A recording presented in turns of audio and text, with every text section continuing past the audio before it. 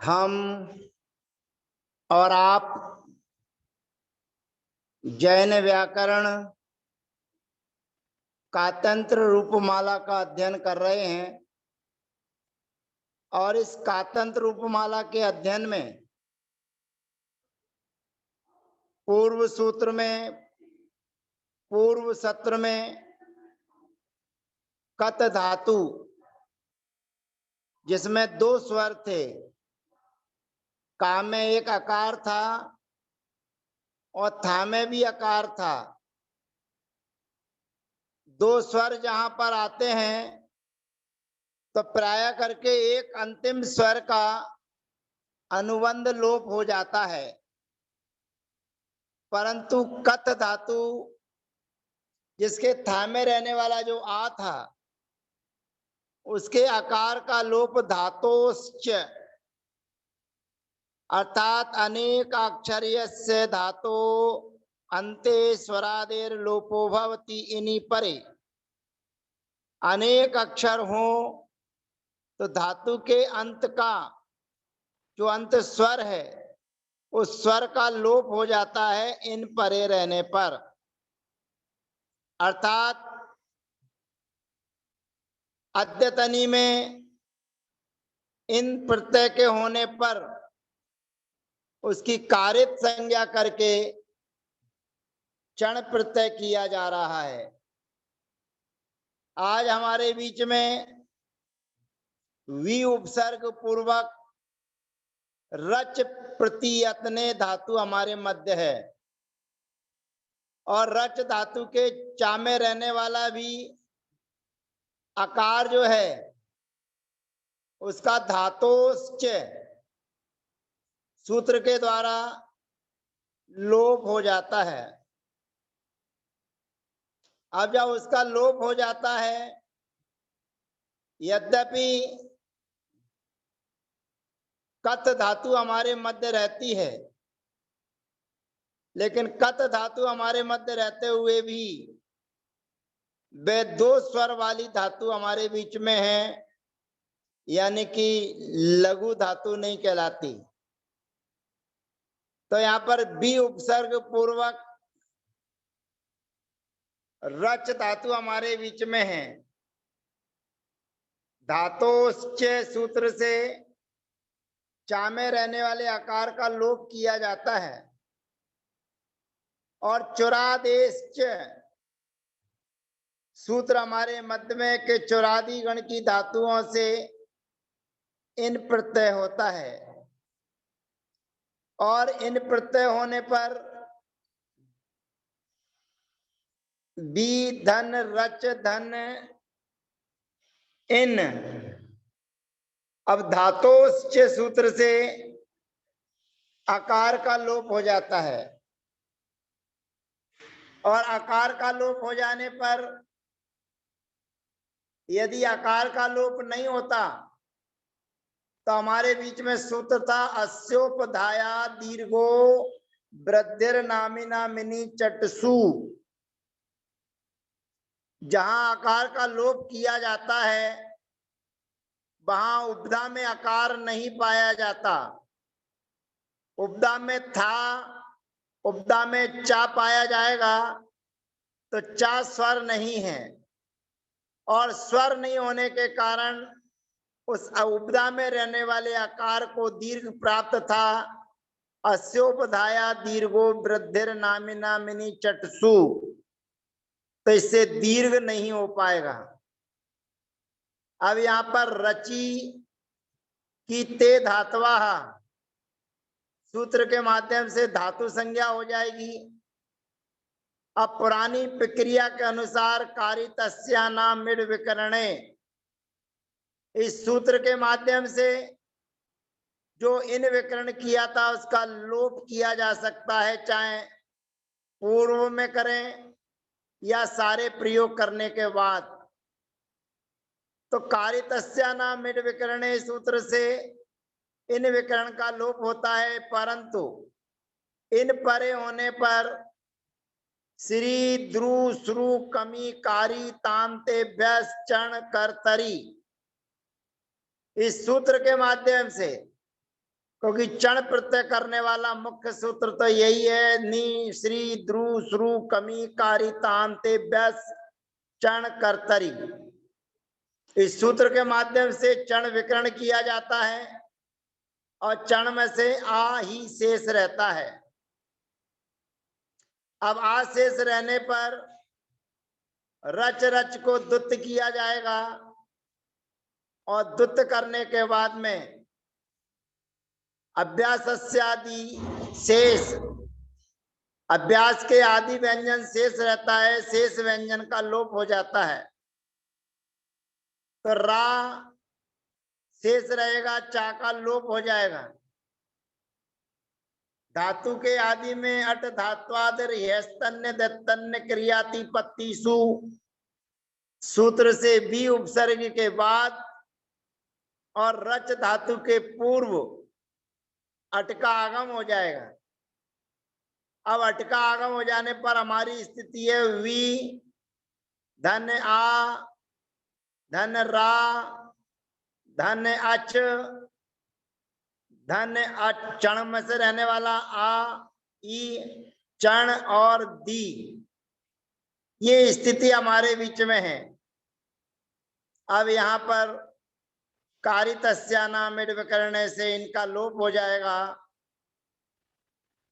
और उसके बाद में इवर्णो या मा सवर्णे नाचा पर लोप्या, जो वी उपसर्ग था उस बी उपसर्ग के स्थान पर ई के स्थान पर या आदेश हो जाएगा और जो अटका है वो या में आकर मिल जाएगा और जो दी प्रत्यय लेकर आए थे, दी में से दा बचता था, पदांते धुटाम प्रथमा, उससे दा के स्थान पर ता आदेश होकर पहला प्रयोग सिद्ध हो जाता है वे रर चत। अब शेष प्रयोग हमें सहज और सरल है, प्रत्यय लाकर हमें जोड़ते चले जाना है। वे रर चत वे रर चताम वे रर चन, यहाँ पर असंध्यक्षरियो रस तौ तल्लोपश्च सूत्र से आकार का लोप होकर वे रर चन प्रयोग सिद्ध होता है। शी आदि विभक्तियों के आने पर सी में ई का अनुबंध लोप और जो सा है उस सा को विसर्ग आदेश हो जाएगा रसकारी और विसृष्टा वैरर्चः वैरर्चितम वैरर्चत फिर वैरर्चम अस्य बमोर दीर्घः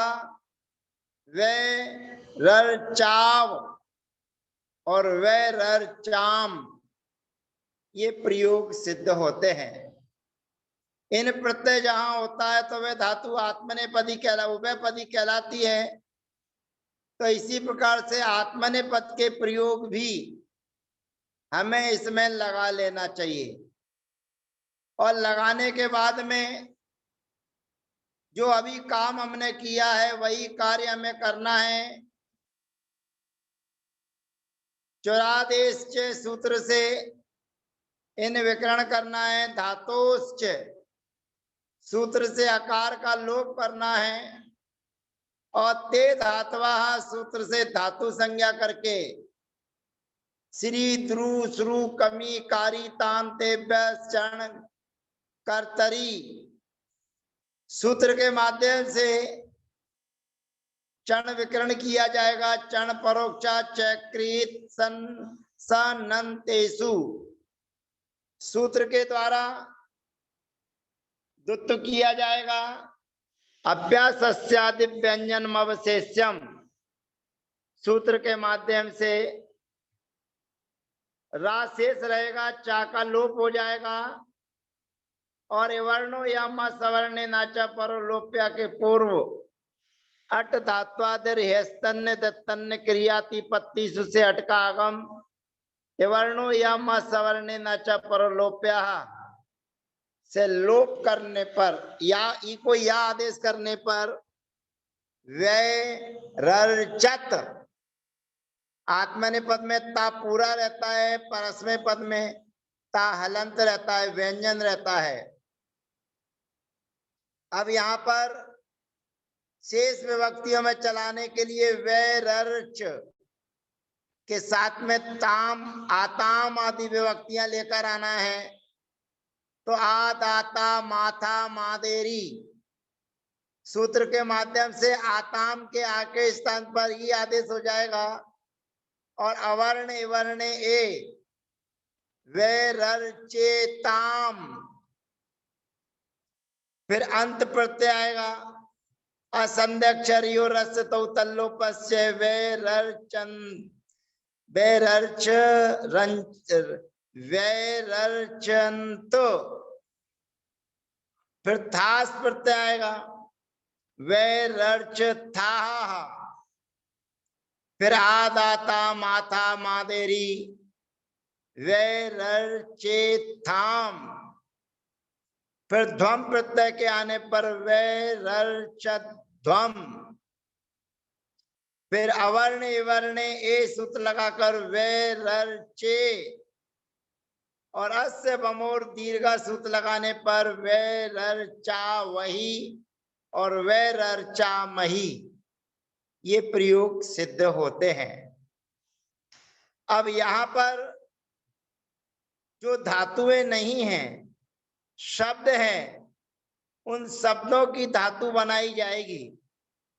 पूर्व सूत्र में जो जो शर्तें रखी गई हैं, उन शर्तों की यहाँ पर शंका रखी जाएगी कि समान से इति किम, ये समान माने 10 समान में से आकार का लेना है चर्चा इत्यादि शंकाओं के समाधान के लिए कहते हैं पटुम आचष्टे, पटुम करोति, तत्करोति, तदाचष्टे, तीन नाम शब्दों से, नाम से जो धातुएं बनाई जाती है उसके लिए तत्करोति तदाचष्टे इस सूत्र के माध्यम से, परिभाषा के माध्यम से इन प्रत्यय करके आगे की प्रक्रिया आपके बीच में रखी जाएगी।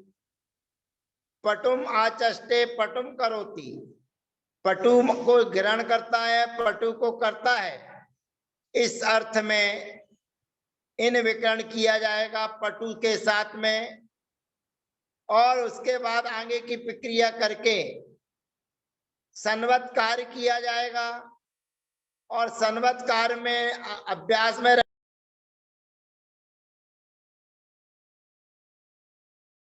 किया जाएगा। शेष चर्चाएं अगले सत्र में आपके बीच में रहेंगी। समानस्य इति किम, ये प्रश्न किया जा रहा है कि समान हो ऐसा क्यों कहा। ये सारी की सारी व्यवस्थाएं अगले सत्र में आपके बीच में रखेंगे। इसके सूत्र की भूमिका जो आपके बीच में है उस सूत्र को भी सामने रखते हुए समानस्य इति किम इत्यादि की चर्चा करने के लिए अगले सत्र में आपके बीच रहेंगे। जय जिनेन्द्र, वंदना, सबका अभिवादन।